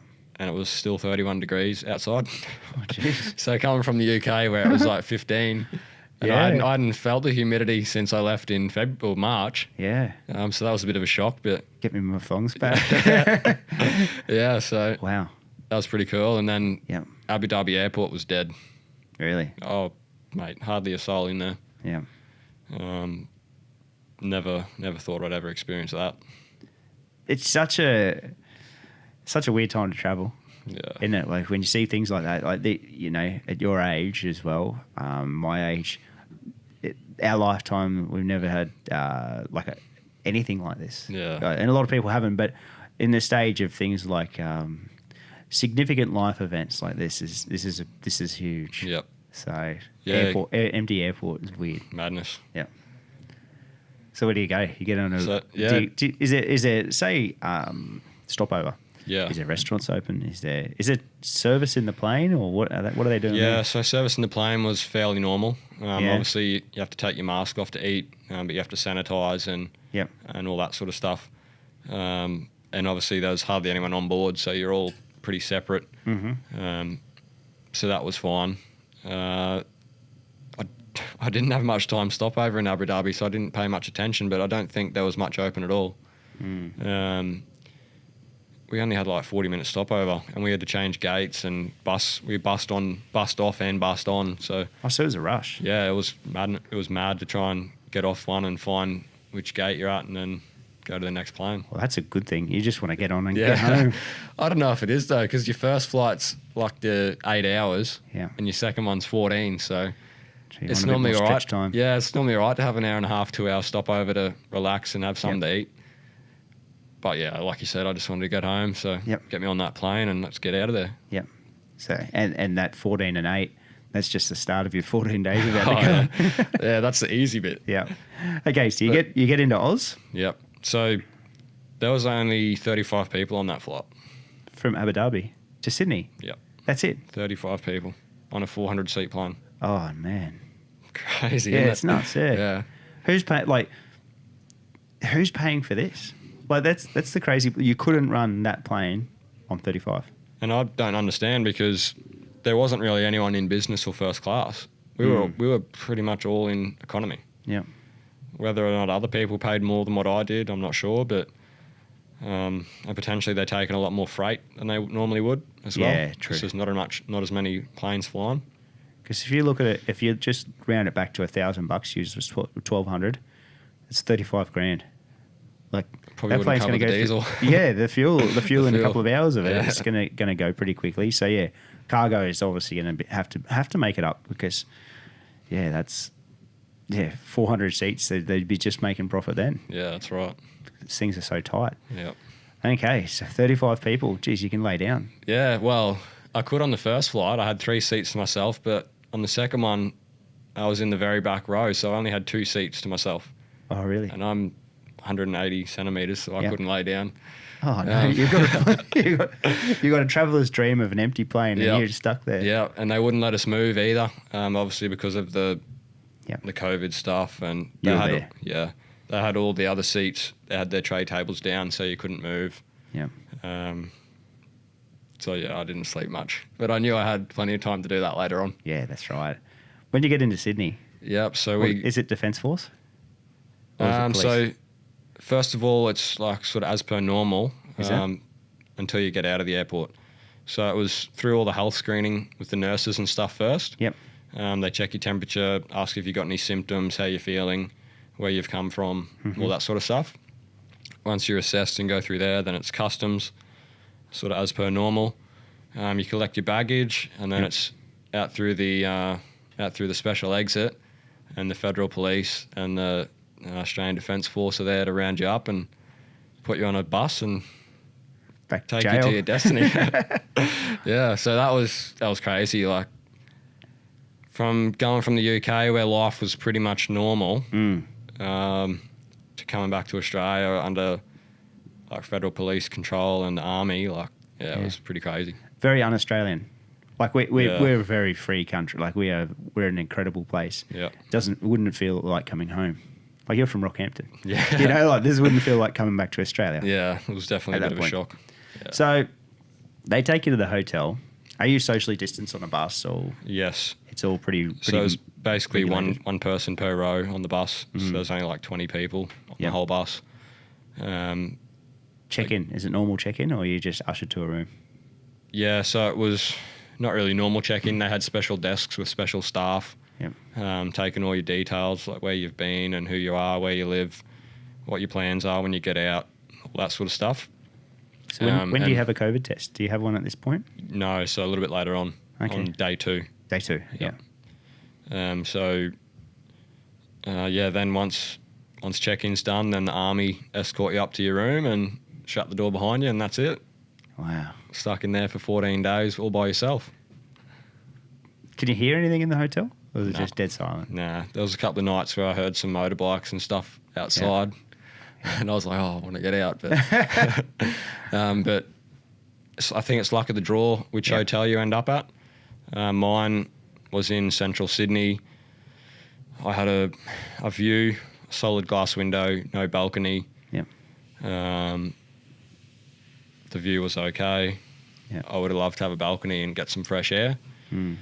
I don't know. I think Sydney's under a bit more scrutiny than elsewhere because I've had some friends come back into Brisbane and they've got balconies. They can get fresh air. They can go out for exercise like once a day. I had none of that. Yeah. I had a solid glass window. I think reception got sick of me asking if I can go for exercise. Yeah. It was a no to everything. I was stuck in that room 14 days by myself, just trying to get through it the best I can. Man, that's nuts. What did you do? You did some fit. Yeah. So I kept pretty busy. Yeah. Before I left the UK, I made a list of everything I wanted to get done. You're very structured, aren't you? Yeah, so I wanted to be productive. Good. I didn't want to waste my 2 weeks. Yep. And I know I've got plenty of things to do and organise for here in Australia and as well as next year. So, I had a pretty big to-do list with things like new sponsorship proposals, talking to sponsors, organising things for next year, as well as catching up on my own paperwork with my own personal stuff. Also made a few vlogs inside the room. Good job too. Yeah, so that kept me busy, and there's some cool videos on YouTube of what I got up to in that motel room. And then done like some physical challenges with my training as well. Yep. And they were little things like I did handstand push-ups, different cardio workouts, interval training. One day I burnt 1,000 calories, did 500 reps in an hour and a half. Yep. So that was just something I wanted to tick off, see if I can burn 1,000 calories in a room. Yep. So I got that one done, and just little things like that just to keep your mind busy and help pass the time, and also maintain your fitness while you're in there because you don't have a choice. No, you're stuck there. Yeah. Who are the people that helped you out in there? Because you got some deliveries. Yeah. So who are those people? Yep. So Bob is a friend from Sydney, massive Poole Pirates fan. Actually, really? From Poole. Yep. Yep. And his brother Dave was the guy that picked me up from Manchester to bring me back after I dropped the van off. Oh, was it? Yep. Yeah, right. And their father, Brian, he actually picked me up from where I was living and took me to the train station. Yep. Before I got my car. So great family, great Poole family. Yep. And thankful for their help. So Bob got me some organic fruit. Yep. He sent that in because the food was a bit hit and miss in the hotel. And another chap, also a Poole Pirates fan, Don, he offered to get me some groceries.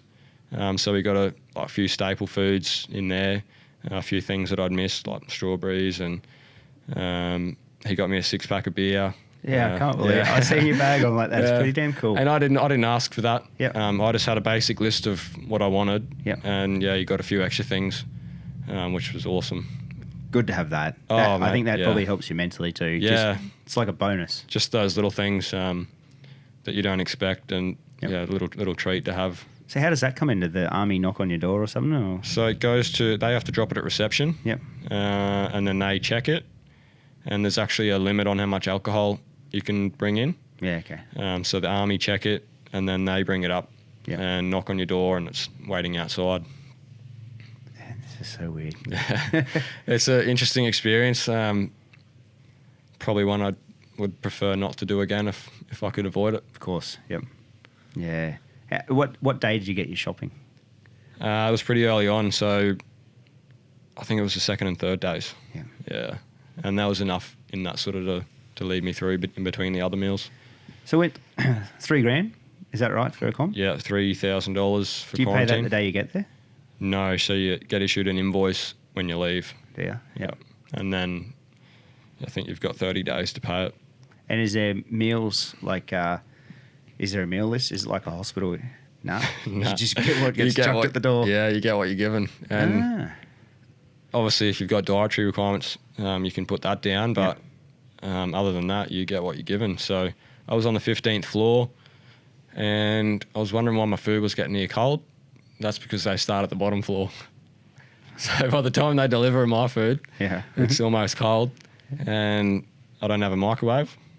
Yeah. So I got a kettle, and that's about it. So yeah, a lot of the meals were delivered fairly cold. Yeah. Some were good. One of the last nights I got a meat pie and veggies. Yeah. So that was pretty cool. But other than that, like maybe a cold egg and lettuce sandwich, or Yeah. it's pretty Like, bland. is there some good nutrition as well, or is it like a meat pie is not? Is Nah, it? not for me, mate. Like I eat pretty healthy and eat a lot of protein and chicken and Yeah. meat and eat pretty good. But there was a lot of bread and Yeah. carbs and Because you not a think whole having, lot of. sorry, have people tied up for 14 days. You want to have good nutrition too. Yeah. And I expressed that pretty heavily at the start. I said, look, I'm a professional athlete. I need to exercise. I want to get fresh air. Yeah. I can't get vitamin D through the glass. No. Like, how are you going to help me? Yeah. Not interested in that. So, yeah, that's why I just had to manage it the best I could. It's quite funny, though, because the nurses, there's full-time staff at that hotel, like nurses, police, and the army. And those nurses would check on you every day. On day 2, you have a COVID test, and on day 10, you have your last COVID test. And if you're negative on that day 10 one, then you can leave on the 14th day. But the nurses would ring you every day and check on you, ask you all the standard questions. Have you got any symptoms? How are you feeling? Rah.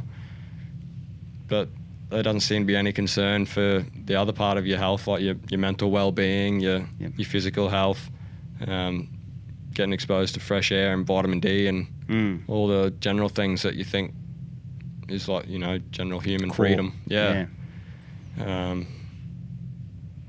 But hopefully I've got out of there lucky with no other health problems. So Yeah. but I would feel for other people that maybe aren't as positive or whatever as myself and probably would struggle in that situation. You imagine, it would be. You imagine somebody that, as an athlete, you got a good focus, obviously. Imagine if you didn't and you couldn't. It'd be very difficult. Yeah, it'd be hell. Yeah. I thought whether it's worse or better than going to jail. I think it's worse. Although it's only for the 2 weeks. You're alone. You're by yourself. Yeah. You can't get fresh air. You can't go outside, which you can in jail. Solitary confinement. Yep, pretty much. Except you've got a TV. But yeah, it's tough. So what have you watched? Have you watched anything? Mate, I'm not. Are you a TV watcher? Nah. Apart from Speedway. So if it's got, like I said, if it's got 2 wheels and handlebars, I'll watch it. Yeah. But I honestly can't really get into movies and that sort of stuff. Obviously, I've got favourite movies, but they're sort of quite specific in what I like. So you should be able to tell me everything about the MotoGP on the weekend. Yeah. Formula One. Yeah, so stuff like that. Pretty much, yeah. Yep. I watch them live and then watch the replays. So. Oh, wow. Yeah, but kept busy with all my own personal stuff that I had to do on my laptop, doing my vlogs, doing my training, and then watching the sport, obviously. Yep. So day 10 is the test? Yeah, second test. And so day 10, that's your last test. Yep. You get your results back probably 2 days. It's the... Day 12, some. Yeah, I think it's the next day or the day after. Just depends on how long it takes. Yep. Yep. And what happens when you leave the hotel? Is it the same? Is it the reverse of coming in? Nah, it's quite different. So Is it? yeah, day 13, the nurses come back again, check your temperature, ask you what symptoms, if you've got any, and they've also got a guy from the army with them, and they're basically filling out your final paperwork, saying you're good to leave on the 14th day.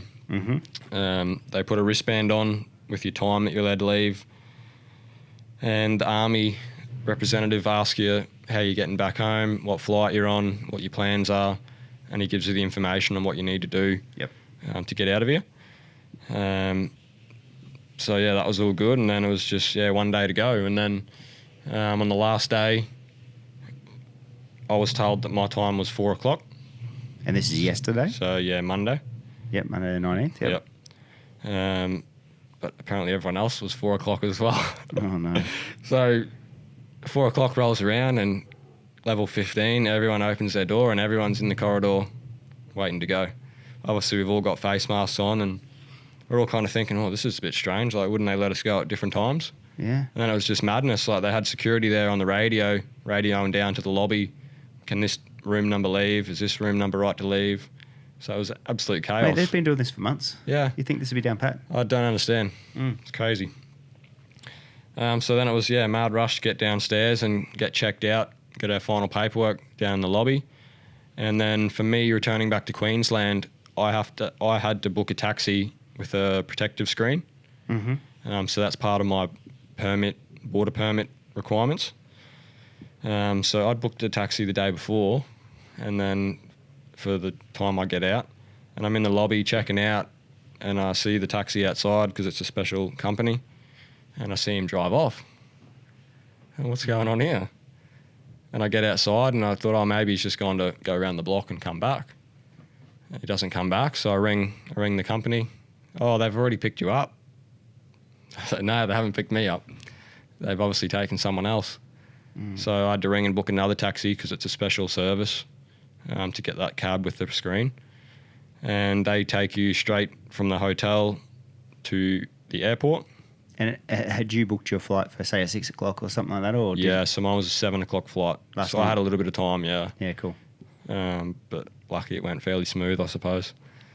And they take you straight to the airport. You have to take photos of yourself with the mask on, like outside your hotel, in the cab, the protective screen, getting to the airport, at the gate, on the plane, with your mask on. Yeah. And that's part of what they require to get back into Queensland. So because I've just done the 14 days, I've got all my paperwork with me, and I can provide that evidence that I went straight from the hotel to the airport, then they'll let me back into Queensland. Yeah. And completely free. Once you're in Queensland now, Yep. you can drive to Rockhampton. I'm a free man for the first time in 3 months. And I've got no stress. And I've locked you in a room. Yeah. Yeah, so unbelievable feeling. Yeah. Walking out of that. Basically, once I got through border security last night, Yeah. walked down to collect my bags. Like, it was freedom. What a feeling. Yeah, walk outside and smell the fresh air and the roses. And I went for a run this morning. Cool. It's just great to be back out and soaking it up. What was Sydney Airport like last night when you got there? Dead. Yeah, just the same as Same it's been. thing. Yeah. Obviously, I'm assuming there's reduced flights at the moment. Yeah. And your flights that go across borders obviously have restrictions with who can travel and what the restrictions are. So there was actually more people than I thought on our plane. But I think a lot of people were in the same situation me. They just finished their quarantine and were coming back home to Queensland. So when we arrived in Brisbane, we had border control there and a long queue, a long wait to get through all the paperwork and all that process. Yep. But obviously there was other people that were either moving to Queensland or had other circumstances. So those people then have to quarantine in Queensland. Yep. Quite interesting. It's definitely a weird thing. So what do you do now? You driving up or are you flying up? Yeah, so I've got another flight now back to Rockhampton this afternoon. Do you have to wear a mask or anything? I believe it's mandatory, yeah. Yeah. Yeah. Yep. Which is fair enough, I suppose. Yep. But I've done all the tests now. I'm cleared and Yeah, I'm a free man, yeah. Yeah. For the first time in 3 months, I'm free, have no stress, and back to normal life tonight and get to sleep in my own bed for the first time in nearly 8 months. Yeah, that's a huge thing. Yeah. What a year, mate. Yeah, I don't think you could predict it or know what was going to happen. I think I could probably write a book about everything that's happened. Would I change anything? Probably not. All my decisions were the best I could decide on at the time. Good judgment decisions. Got a lot of respect from people in the UK for sticking it out and not going home early. met a lot of great friends, and have some great sponsors on board. So yeah, it's been an interesting experience. I've learned a lot about myself and have a lot bigger appreciation for Australia and everything we take for granted here. What you've probably got out of it is the relationships that you've built through that adversity, through the tough times there. You've probably built better friendships than you would have just going there to race. I think so. Yeah. Yeah. Which is long term, it's going to be better for you. Yeah, I think so. Like, all those relationships I have are all helped me get through the year, and I really think they're great friendships. And for anyone that did help me this year, there's a lot of people I haven't mentioned specifically, but they'll know who they are, and they've been a big part of it this year as well. So thanks to those guys. Do you need to talk anything more about this year now? No, you go for gold, mate. It's done. Yeah, it's off my chest, and getting home is a huge relief, and putting that one to bed is another relief, and I can really focus on what's next for me. So Queensland title's coming up. That's going to be a big one. And then we can start looking at 2021 and cracking on with where we should be. When are you going to ride? This weekend. Oh, yeah? Yeah. At that private track? Yep. So Cool. I'm going to put the engines in, and hopefully this weekend. Yeah, nice. We've sort of forgotten about this. Like, I haven't raced or rode that much this year. So I've really missed riding my bike. Was your last race at Albury? Yeah. Last actual race was at Albury, wasn't it? Yeah, but I didn't finish it. No. But that was the last time you actually... And I did one heat at Curry for round one, Yeah. and that got washed out or cancelled due to the heat. Yeah. So my last race was December. I think it was the South Australians... it was the Phil Crump Invitational at Mildura on the last weekend of December. Yeah. So we're cranking on, 10, nearly 10 11 months since my last competitive actual race, yeah. So yeah, I'm going to put down some laps in the practice and look forward to 14th of November and the 28th of November. Mate, it's a long time. It's a long time as an athlete to have to wait to choose your chosen sport to race it. It is, but you also think of the Olympians that didn't get to do the Olympics this year. They wait 4 years. Yeah. So yeah, there's always someone worse off, I think. And now 5, maybe. Yeah. Maybe 5. Who knows? Who knows? What's the best thing about being a speedway racer? Oh, just riding an absolute animal of a bike and hanging off it. Like, you can't describe that feeling when you go past someone or you win a race. It's just such a buzz, like hanging off the side of this bike, no brakes, 70 horsepower, fueled by methanol. Like, it's just a buzz, and that's one that I've not got from any other type of motorbike. Camaraderie, relationships, how is it compared to motocross? Mate, it's chalk and cheese. Really? Yeah, Speedway's such a supportive family. Yeah. Motocross, sort of everyone sticks to themselves and, don't talk to them, they're on the other team. Or why is that, you reckon? Is it don't because know. there's more, more chance of, I don't know. What is it? I don't know. I'm not sure, to be honest. But it's the biggest thing I noticed when I switched. Yeah, right. Is, everyone's a lot more supportive in Speedway. So you switched at 22. Yep. So you're at a time where you sort of can really proceed in a path of motocross, and then, Speedway, you're really you're a bit of older starter. Yeah, definitely. And it was a big risk switching to Speedway because I had a great group of sponsors from motocross. Yep. And they've been with me for a long time, had a lot of good industry sponsors. Yep. And yeah, when I decided to switch, it was like, oh, are you sure you want to do this? Like, that's a big gamble. Who have been some of your long-term ones? Mainly local sponsors from Rocky Rockhampton. people? Yeah, so local businesses, all motorsport sort of families. Yeah, cool. So Rocky Industrial Controls, Pentium Engineering, Piranha Insurance, Shanahan Swaffield Partners. They're my 4 main long-term ones. Some of them have ticked over 10 years. Really? And I've got a few over, I think they're all over 5 years now. Yep. And some are like 7 or 8 years. So really proud to have them on board for so long. And they really back me and get what I'm about. And it's really great to have their support both in Rockhampton and in the UK. Yeah, it's a huge thing. Huge for them too. Yeah. It's a two-way street, those sort of relationships. Yep. Say Curry when it was 49 degrees.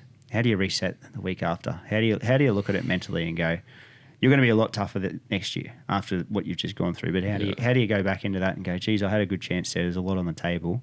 Then you go to Albury and you get knocked out. Yeah. How does a rider go through that? Well, physically it was tough because it was so hot. Like we were all walking around with our boots off, wet towels all over us, trying to stay cool. But I don't know. I think one of the most important things of Speedway is you've got to move on quick because you might race 6 nights a week. Yep. If you have a bad night Monday night, you can't carry that into Tuesday. So you've just got to accept it, learn from it, take the positives, and the next day is a new chance to go again. Makes sense. Because it's just such a fast sport too. Yeah. Not just the weekdays, the turnaround. Yeah, well, even in the heats. You're up. Yeah. And, You've got 5 heats in a night, semi-final and a final. Yep. If you have a crash or whatever, you've got to forget that and move on to the next race, get some more points, and make your way through to the finals. Like over that 3 hours, you've got 7 minutes of racing. Yep. So, mate, that's quick turnarounds over those times. Yeah. So it's pretty full on. And when you compare it to other sports, they probably don't race at the elite level as often over a year. And for example, motocross, you only have 2 starts on a Sunday. Speedway, you've got 7. Yep. So you've got to be making the starts and being at the top of your game every race, because every race is worth 3 points. You're incredibly fit. How physically? How is it compared to motocross? Different. Obviously, you're not doing a 30-minute moto, getting banged around. But that 1 minute, yeah, that must be pretty exhausting still. Yeah. So it's high intensity, heart rate through the roof. What's your heart rate? Do you know? I won't talk about that too much. It's probably not as high as you think. Really? Yeah. Yeah. Because I think you hold your breath a fair bit. See Maverick Vignali's on the week. You watched GP 3 or 4 times. Like, he's incredibly settled. Yeah. Like, you watch a lot of other riders. It might be 175, 185. Yeah. He's on the weekend was 135 to 140. Yeah. Pretty much the whole time. Crazy. It is. Yeah. It's interesting. Yeah. I love that stuff. That's me. I'm a data person. Yeah. For me personally, Yep. with injuries and stuff from motocross, like I broke both my ankles, done a shoulder, had like a few niggling sprains and stuff carrying through. And with motocross, you don't really get a break from that. Like, you're just constantly pounding your body. And switching to Speedway, my body's actually recovered a lot and a lot healthier than it was doing motocross. I think the risk is still pretty high in Speedway when you do have a crash, but potentially not happening as often, I think. So my body's really been thanking me the last 5 years. Been a lot healthier, a lot stronger. No big breaks or crazy injuries, touch wood. But it's a different way of training and a different way to prepare for Speedway, that's for sure. Tell me a special day in racing life. What's been a special day? For me personally? Yeah. Even if you're on the sideline, what's been a special day in your racing life? Yeah, geez. Going to a press day with Jason Crump's pretty damn cool. Yeah, that was cool. I'm going to say it would be the Handlebar Heroes in Rockhampton, 2019. Mm-hmm. So I'd come runner-up the year before and really wanted to win it in 2019. Who was the runner-up to in 18? Ryan Douglas. Yeah, cool. Yeah. Yeah. So he'd come back from the UK and done a year back in Australia to reset and sort his visas out. And we basically went back and forward all year, 1 and 2 between us. And I beat him in the heats. I smoked him. But he found something for the final. Yeah. And I didn't start off that well in the final. And Crumpy actually led because he can gate. So he took off, and then it was a battle between me and Dougie to get around him. I think one of us went inside. I think I went inside Crumpy. Dougie went outside, like almost at the same time. And I couldn't quite pull Dougie in, so he got the win on me then. And it was my mission to win in 2019. And you did? Yeah, I did that in good fashion. I won 7 out of 7. Not easily though. I had to come from behind in a couple, and the final was an absolute belter of a race. You can watch that on YouTube as well. We went back and forward so many times, and the track was amazing that night. There wasn't one line that was fast. Mm-hmm. So when you watch that video, you'll see us cutting all different lines across this 14-metre wide track. That was pretty cool. And to get him on one of the last laps and come across the line in first in front of your home crowd and all your family, sponsors and all that was awesome. That would have been awesome. Yeah. Yeah. So that's a highlight so far. 18 was the year that all the Aussies had the visa issues, I think. Yeah. So it happens every now and then with the visa stuff. Yeah. There's a few reasons behind that, but sometimes they have a cooling off period where they have to stay in Australia for 12 months to start again the year after. Mm. Yeah, and I think that was Ryan's one, 18, I think, was when he did that as well. Yep. Mate, well, thank you so much for coming in. No worries. Thanks for having me. It's been a good chat. It's been awesome. We've done a couple of hours and you can have some freedom. Yeah. That's gonna be a good feeling. Go back to your family and I don't know, I might be able to get to Bowen, but I'm definitely coming to the Darcy event. That's gonna be awesome. Yeah, it's gonna be good. And if anyone else wants to come along to those 2 meetings, it's gonna be great. And yeah, look forward to catching up to everyone. Yeah, come out and support some live sport. It's something that people should do more of, and good family events. Yeah, definitely. Thanks, mate. Thanks, Mick.